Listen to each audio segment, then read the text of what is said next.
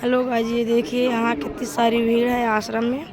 ये व्यवहारिक आश्रम है और यहाँ गुरुजी चिंतन दे रहे हैं। ये देखिए, आपका जहाँ पर नज़र जाएगा आदमी के अलावा कुछ नहीं दिखेंगे, इतनी सारी यहाँ भीड़ है। चलो इधर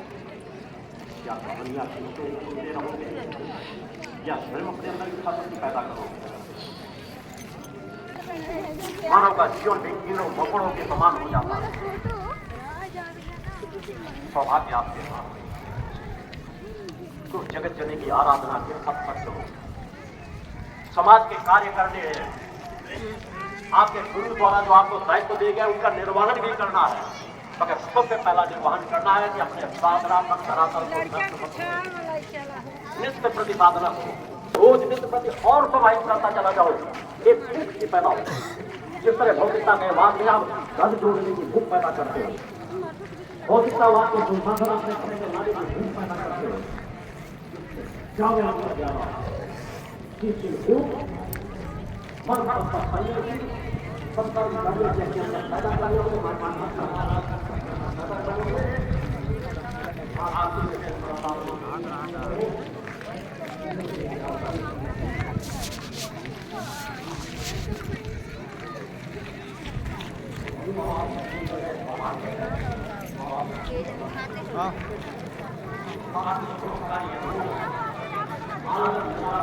एक दिखाएगा हम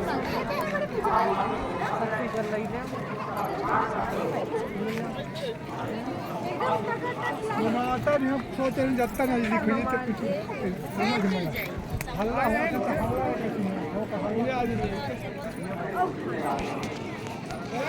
ले कुछ बंद ना करे, इसे पकड़। अब ऐसे अब हम चले।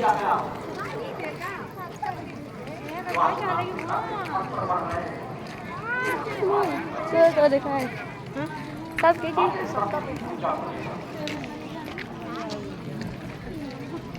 कार्य को सिर्फ और सिर्फ आप लोग कर सकते हैं। लोगों को आगे बढ़ाना है। हमारे पास जो है वो पूरे हाथों से हमने संज्ञान दे सकते हैं, हमने संज्ञान दे सकते हैं, हम उनके भेदभाव को मिटा सकते हैं। ऐसे दलदल में फंस चुका है, जिसे निकालने के लिए आपके तो सत्य शास्त्रों की आवश्यकता है।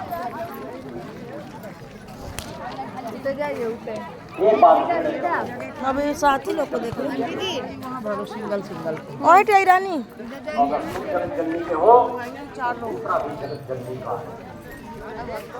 जब सभी जगत जननी के हो तो किस बात का भेद, किस छुआछूत जातिता सांप्रदायिकता के चक्र में उलझ रहे हो।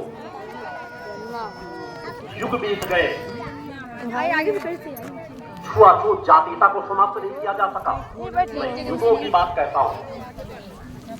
आशिक तुम भी ऐसे बैठ जाओ, यहाँ पे आओ, बैठो यहीं।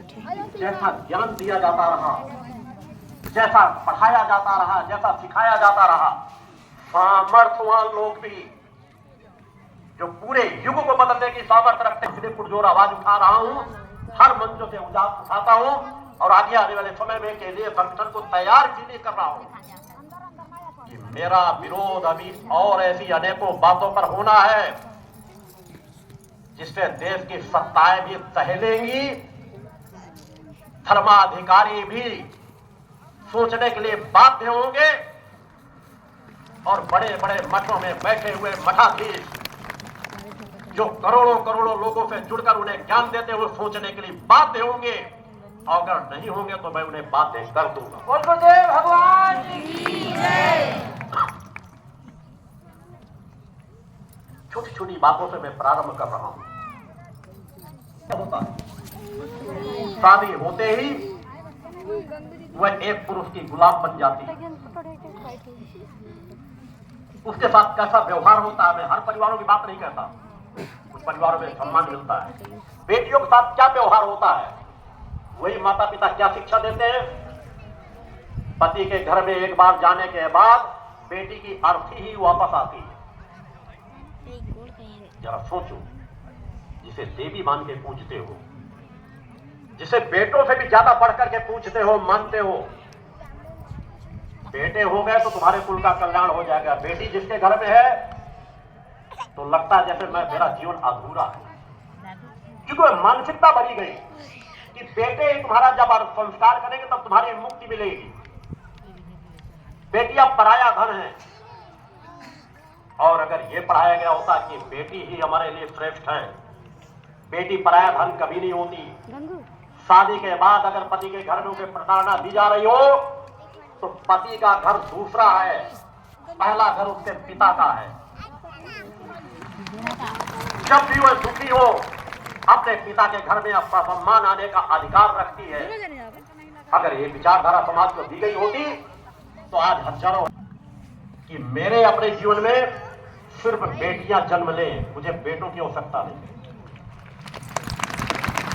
जिसमें मैं समाज में उदाहरण को पेश कर सकूं कि अपना कल्याण यदि हम खुद न कर सके, अपने बेटे बेटियों पर आश्रित होकर के रह गए तो फिर उस इंसान को इंसान कहने का अधिकार नहीं है।